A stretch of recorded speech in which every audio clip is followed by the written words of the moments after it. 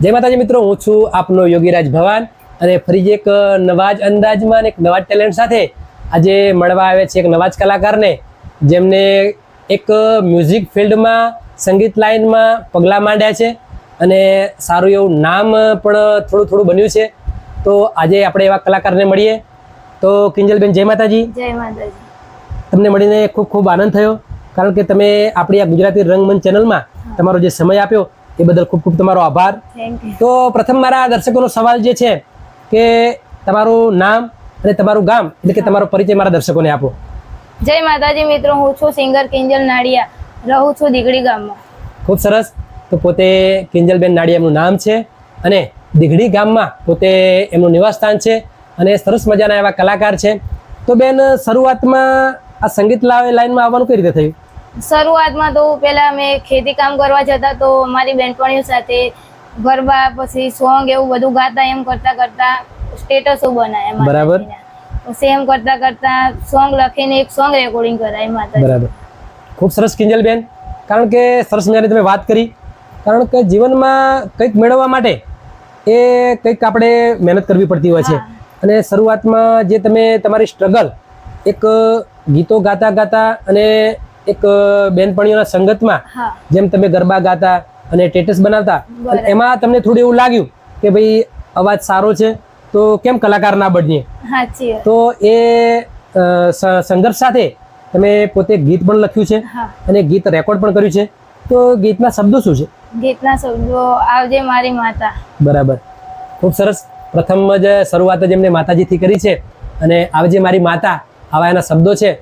તો કિંજલબેન, આપણે આપણા દર્શકોને તમારું સરસ મજાનું એ સોંગ સંભળાવીએ તમારા અવાજમાં અને સરસ મજાના અંદાજ સાથે મારા દર્શકોને તમારું એ સોંગ સંભળાવો, 2 લાઈન. હે હોનાની થાળીમાં કંકુનો છે સોટો, હોનાની થાળીમાં કંકુનો છે સોટો, આવજે મારી શિકોતર મારજે તું ઓટો, મારી શિકોતર વેલા તમે આવજો, તારા બાલુડાની વાર વેલા આવજો, હોનાની થાળીમાં કંકુનો સોટો, આવજે મારી શિકોતર મારજે તું ઓટો. ખૂબ સરસ કિંજલબેન, સરસ તમારો અવાજ છે અને સરસ એવા શબ્દો છે તમારા ગીતોના કે જે મારા દર્શકો સાંભળીને ખુશ થઈ ગયા છે. તો બેન, જેમ મેં કહ્યું કે તમે એક આ સોંગ તમારી રીતે તમે ગાયા, તો બીજા કયા કયા પ્રોગ્રામો કરો છો તમે? પ્રોગ્રામો તો લાઈવ ડીજેમાં, પછી સ્ટેજ પ્રોગ્રામ. બરાબર. કોઈ આ સંતવાણીમાં થોડું થોડું શીખવા જવું. ખૂબ સરસ. તો લાઈવ ડીજે, રાસ ગરબા અને સંતવાણીનો પણ થોડું થોડું તમને અનુભવ છે. તો બેન, કેટલા સમયથી આ લાઈનમાં છો તમે? આ લાઈનમાં 2-3 વર્ષથી. 2-3 વર્ષથી. ખૂબ સરસ. ઓછા સમયમાં સારું એવું નામ બનાવ્યું છે અને આપણે એમ કહીએ કે એમાં ભગવતી એમને હજુ પણ આગળ લઈ જાય અને સારું એવું એક દિવસ એમનું નામ બને એવી આશા સાથે મારા દર્શકોને કહું છું કે કિંજલબેનને ખૂબ સપોર્ટ કરજો.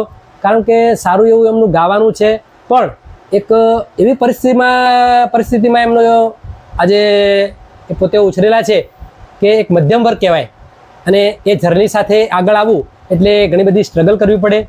તો કિંજલબેન, તમે ગરબા પણ ગાઓ છો? હા, ગરબા પણ. તો સરસ મજાનો એક ગરબો મારા દર્શકોને સાંભળવો છે, તો તમારા અવાજમાં એક સરસ મજાનો ગરબો સંભળાવો. કોઈ બી ગરબો. હા, તમને ગમતો, તમને જે સારો લાગતો હોય.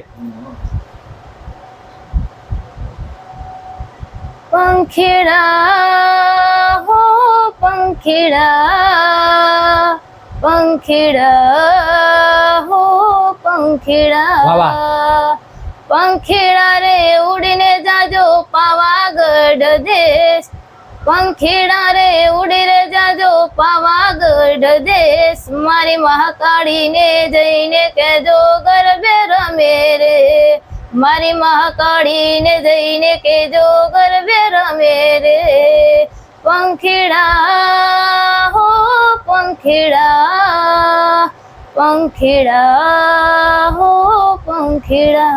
કિંજલબેન કેટલી સુધી અભ્યાસ કર્યો છે? 8 પાસ. ખૂબ સરસ.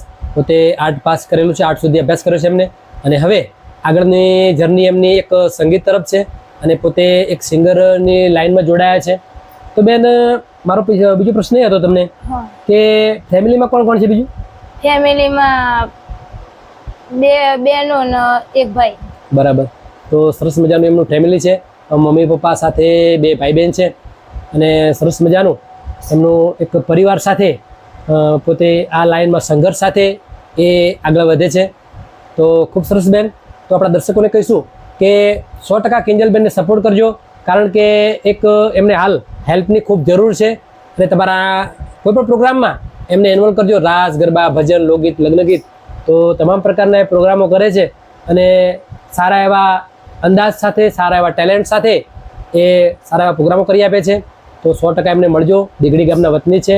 અને મારું બીજું કહેવાનું કે આપણી ગુજરાતી રંગમંચ ચેનલમાં તમે જે મારા વિડીયો નિહાળો છો, તો ફરી એકવાર તમને થેન્ક યુ. પણ આપણી આ ચેનલને લાઇક કરો, શેર કરો, કોમેન્ટ કરો અને સબસ્ક્રાઈબ કરો ન ભૂલતા, જેથી કરીને આવા નવા કલાકારો તમારા સુધી પહોંચાડી શકું. તો ત્યાં સુધી કિંજલબેન નાડિયા અને ભવાની યોગીરાજના દરેકને જય માતાજી.